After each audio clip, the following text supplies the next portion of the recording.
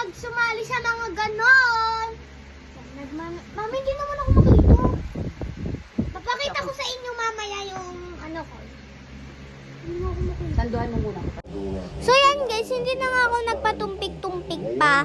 Yan na nga guys, so nagsasalita, ayoko na nga dyan magsalita kasi natatakot ako kay mami. Baka mamaya bangit na yung makeup niya kasi wala yung mga makeup niya andun sa work, sa office niya yan, no. Ano-ano pinaglalagay niya dyan kasi wala talaga yun, no. Parang tinutoyo na talaga ako, mi. Kasi wala talaga, mi. Tapos nag-ano pa ako, guys. Tapos nagmascara pa ako dun, guys. Sabi ko kay mami, lagyan niya ako ng eyeliner. So, ang pangit niya maglagay, hindi pantay-pantay. So, yan, tinutoyo nga ako dyan. Baka sabi ko, ang pangit ng makeup ko, ang pangit-pangit. Kaya, ayan, so tinutoyo na nga ako dyan. Tingin talaga ako ng tingin sa salamin, kahit pinapagalitan na ako. Yan. So, tapos na nga ako mag-makeup.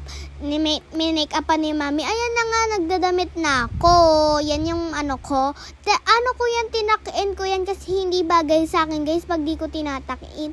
So, medyo pangit pa yung ginagawa sa akin. Yan na nga. So, yan na nga, guys. So, nilagay na ni Tita Kat yung sa buhok ko. Ayan. So, habang si mami nag-aayos na rin siya. Yan. Nakamedyas po ko, kitang-kita nyo. Ayan na nga po, guys. Nagtutulan na nga po kami. Ang wika ay mahalaga. Puso, Diwa, Pilip, Tagalog, Bisaya, Ilocano. Yan guys, baka makita nyo naman ako dyan. Hindi ako yan yung mataba maitim, di ako yan. Sorry. Yan guys, sa pinakalikod ako na yan kasi kaya hindi nyo ako makita. Yan na nga guys, nagtutula na nga kami. Sobrang hina ng boses ko niyan Nung una, sobrang hina. Pero yung asa upuan na ako, sobrang lakas na. So yan na nga guys, nagsasayaw-sayaw na nga kami. Yan nga po pala yung namin pag may event kami. Ang ganda nga po pala, no? So yan nga po pala yung mga classmate ko. Baka makita niyo ako dyan. Kasi nakita ko na yung mukha ko So baka makita nyo dyan yung kararo ko guys. So ayan guys, yan na nga po pala kami. Yan. So sumasayaw na nga yung mga classmate ko. Ang kukulit ng mga boys, diba? Ayan ang kukulit nila. Ayan, mga grade 6, grade 4, grade 5. Wala nga po pala dito yung mga college kasi pang bata lang. Ayan, bye-bye. So yan na nga guys, nag-picture lang kami ni Paeng. Yeah, pinicturean lang ako ni Nina. Ayan nga po pala yung school namin, maganda. Diyan yung kantin namin.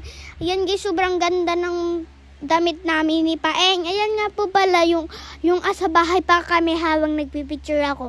So, ayan nga po pala si Mami. Hinatid niya na ako sa school kasi natatakot ako baka maapakan ko yung dress ko. So, ayan, hagad-hagad ako dyan. Siyempre, papagod ako So, yan ang guys, yung asa bahay kami, pinipicturean na rin po ako ni Mami. Ayan, pinicturean na din ako ni teacher.